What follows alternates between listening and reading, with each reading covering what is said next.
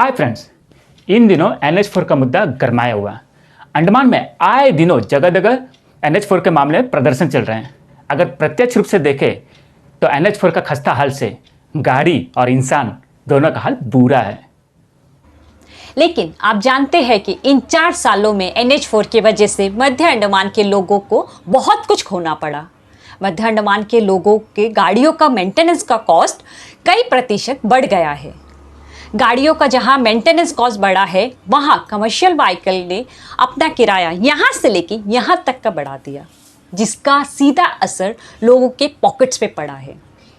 लोगों के पास दो चार रुपए थे, वो भी इस गाड़ियों के मरम्मत में चला गया।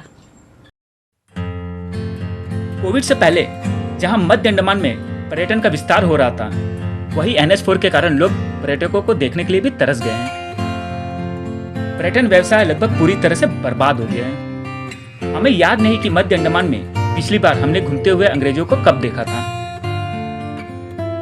हमने मध्य अंडमान के पर्यटन व्यवसाय के नुकसान के बारे में कुछ होटल्स वालों से बात की है। उन्होंने बताया कि उनके होटलों में सिर्फ लोकल विजिटर्स ही आते हैं। पर्यटक बहुत कम आते हैं, लगभग ना के बराबर।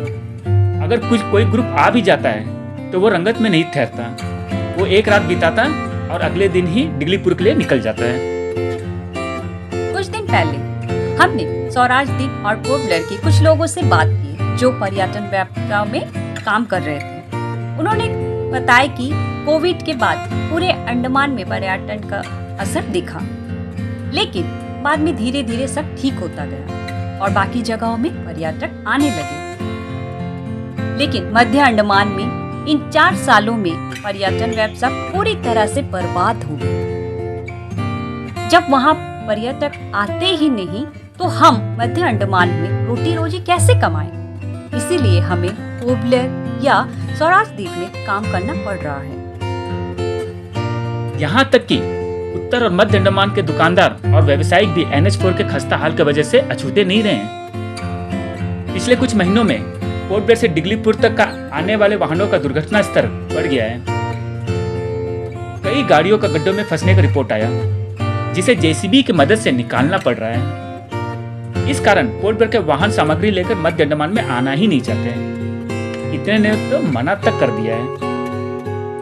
इन दिनों NH4 पर IAS, IPS, डैनिक्स नेता सबके गाड़ियों को JCB धक्का मार रहा है। गत में online form filling, online college admission, IGNOU admission, open school admission, online PAN card generate, passport apply, job recruitment form and information, agreement, affidavit, all kind of computer and online job work reasonable price में करवाना चाहते हैं। आइए एविलेंट computer centre रंगत में। कुछ दिन पहले IOC ने भी बोल दिया था कि अगर उत्तर और मध्य अंडमान का रोड मोटरेबल नहीं होगा तो वो भी तेल और गैस मध्य अंडमान में वाहनों से भेजना बंद कर देंगे। यहाँ तक कि रेफर केस में मरीजों को एम्बुलेंस में जीपंत हॉस्पिटल पोर्ट ब्लेयर तक भेजना भी खतरों से खाली ना रहा। मरीजों को खराब सड़क के कारण झटकों का सामना करना पड़ता है। कुछ दिन पहले एक केस पोर्ट ब्लेयर के लिए रेफर किया गया था, लेकिन मरीज कौशल्य नगर तक भी नहीं पहुंच पाया और उनका देहांत हो गया। रंगत के लोगों में धारणा फैला कि ये खराब सड़क के कारण उनका देहांत हुआ। वहीं 4 सालों से रंगत का कोयरी प्रोडक्ट्स आम लोगों के लिए बंद है, क्योंकि कोयरी प्रोडक्ट्स को NH4 के कामों के लिए इश्यू किया जाता है, जिस कारण आम लोगों को कोयरी प्रोडक्ट्स मिल ही नहीं पाता। बिना कोयरी प्रोडक्ट्स के आम लोग घर बनाए भी तो कैसे बनाएं? अगर उन्हें घर बनाना है तो उन्हें पोर्ट ब्लेयर से कोयरी प्रोडक्ट्स को ऊंचे दामों में खरीदना पड़ता है, जिस कारण कंस्ट्रक्शन कॉस्ट बहुत हाई हो जाता है। सही माने तो मध्य अंडमान में एक मध्य वर्गीय आम लोगों को अपना घर बनाने में आंखों से आंसू निकल जाता है। लेकिन मध्य अंडमान के लोगों को अभी तक ये समझ ही नहीं आया कि इन 4-5 सालों में NH कॉन्ट्रैक्टर्स को इशू किया गया क्वारी प्रोडक्ट गया तो कहाँ गया, क्योंकि सड़क के निर्माण तो हुआ ही नहीं और जो सड़क बनाया गया वो 6 महीने भी नहीं टिके। 6 महीने के अंदर ही उसका मेंटेनेंस वर्क शुरू हो गया। तो दोस्तों, NH4 के कारण मध्य अंडमान में क्या क्या हानि हुआ, यह सब प्रत्यक्ष बिंदु है जो कि एक आम आदमी को भी दिखता है। इसके लिए कोई ज़्यादा रिसर्च का जरूरत नहीं पड़ा।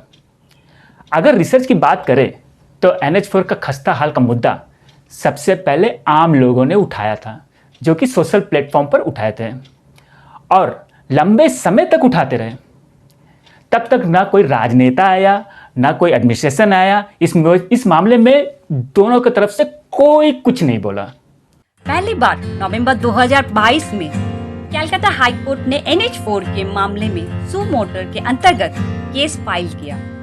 फिर उसके बाद क्या, पहली बार हमारे पॉलिटिकल राजनेता जागे और इस मुद्दे पर आवाज उठाना शुरू किया, जहां कांग्रेस ने 6 दिसंबर 2022 को अंडमान के कई जगह चक्का जाम प्रदर्शन किए। तो वहीं बीजेपी के तरफ से श्री विशाल जोली जी ने श्री नितिन गडकरी जी को इस मुद्दे पर पत्र लिखे। कुछ महीना और बीता, तब दबे मुंह राजनेताओं और प्रशासन की तरफ से कहा गया कि ये मामला मिनिस्ट्री का है, हमारे अधिकार क्षेत्र से बाहर है। सबसे पहले तो एक बात मैं आपको बता देता हूँ कि ये जो आज हम लोग हंगर स्ट्राइक में बैठे हैं, इसमें कहीं भी प्रशासन का कोई रोल नहीं है, ठीक है, क्योंकि NH जो सब्जेक्ट है कम्प्लीटली वो सेंट्रल सब्जेक्ट है। स्टेट हाईवे है वो एडमिनिस्ट्रेशन का बेबी है, एडमिनिस्ट्रेशन सब्जेक्ट है। तो दोस्तों, अगर पैसों के मामले में देखा जाए तो NH4 को बनाने के लिए केंद्र सरकार की तरफ से जो धनराशि इशू किया गया वो कई करोड़ का है। लेकिन यहाँ सवाल ये भी है कि इन 4 सालों में NH4 के खस्ता हाल की वजह से अंडमान का जितना नुकसान हुआ वो कितना करोड़ का होगा? कहीं ये दोनों धनराशि बराबर तो नहीं हो गए? दूसरा सवाल ये है कि भविष्य में NH4 बन भी गया तो मध्य अंडमान में पर्यटन व्यवसाय और अन्य व्यवसाय को खड़े होने में कितना समय लगेगा? राजनेता और प्रशासन दबे मुंह कह रहे हैं कि NH4 का मामला केंद्र सरकार का अधीन आता है, हमारे अधिकार क्षेत्र से बाहर है। तो यहाँ सवाल ये है कि अंडमान और निकोबार द्वीप समूह के 4.5 लाख लोगों का समस्याओं का समाधान कौन करेगा? उनके तकलीफों को केंद्र तक कौन पहुंचाएगा? लोगों में सवाल तो कई है, लेकिन कोई जवाब नहीं दे रहा है।